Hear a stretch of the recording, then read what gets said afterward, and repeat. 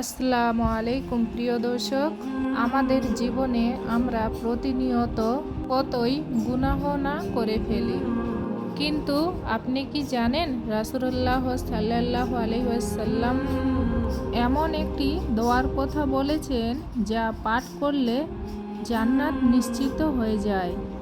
আজ আমরা শিখব তওবার শ্রেষ্ঠ দোয়া সাইদুল ইস্তেগফার।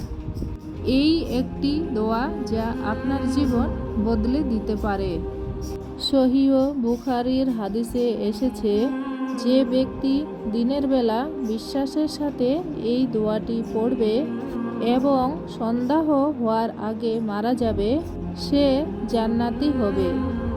আর যে ব্যক্তি রাতে এটি পড়বে এবং সকাল হওয়ার আগেই মারা যাবে, সেও জান্নাতি হবে। সুবহানাল্লাহ। অর্থাৎ এটি পাঠ করার পর মৃত্যু হলে আপনি সরাসরি জান্নাতের মেহমান হবার সুসংবাদ পাচ্ছেন। তো চলুন আমরা একসাথে এই দোয়াটি পাঠ করি।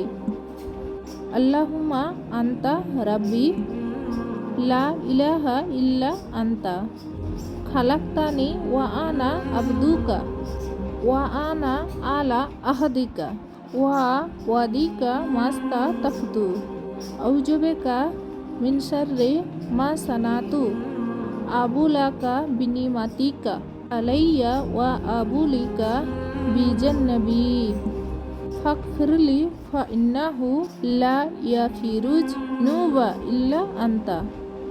এই দোয়াটির অর্থ হলো, হে আল্লাহ, আপনি আমার প্রতিপালক, আপনি ছাড়া কোনো ইলাহ নেই। আপনি আমাকে সৃষ্টি করেছেন এবং আমি আপনার গোলাম, আর আমি আমার সাধ্যমতো আপনার সাথে করা অঙ্গীকার ও প্রতিশ্রুতির উপর কায়েম আছি। আমার কৃতকর্মের অনিষ্ট থেকে আপনার কাছে আশ্রয় চাইছি। আমার ওপর আপনার দেওয়া নিয়ামতের স্বীকৃতি দিচ্ছি এবং আমার গুনাহের কথা স্বীকার করছি। অতএব আপনি আমাকে ক্ষমা করুন, কারণ আপনি ছাড়া আর ক্ষমা করার কেউ নেই। সুবহানাল্লাহ। আর এই দোয়ার গভীরে রয়েছে নিজের পাপের স্বীকারোক্তি এবং আল্লাহের বড়ত্বের ঘোষণা।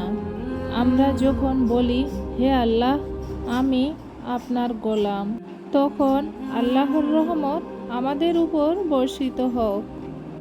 আর এই দোয়াটি মুখস্থ করা প্রতিটি মুমিনের জন্য জরুরি। আর এটা প্রতিদিন সকালে ফজরের পর এবং প্রতিদিন সন্ধ্যায় মাগরিবের পর পড়বেন। এটি অন্তত একবার করে পড়া সুন্নত, তবে এটি আপনি চাইলে বেশিও পড়তে পারেন। নামাজের পর যখন জিকির করবেন তখন এটি পড়া অভ্যাস করুন। আল্লাহ তাআলা আমাদের সবাইকে এই শ্রেষ্ঠ দোয়ার উপর আমল করার তৌফিক দান করুন। ভিডিওটি ভালো লাগলে শেয়ার করে অন্যদেরও জান্নাতের পথ দেখান, কারণ আপনার একটি শেয়ারে যদি কেউ দোয়াটি শিখে আমল করে, তবে আপনিও সওয়াব পাবেন। জাযাকাল্লাহু খায়ের।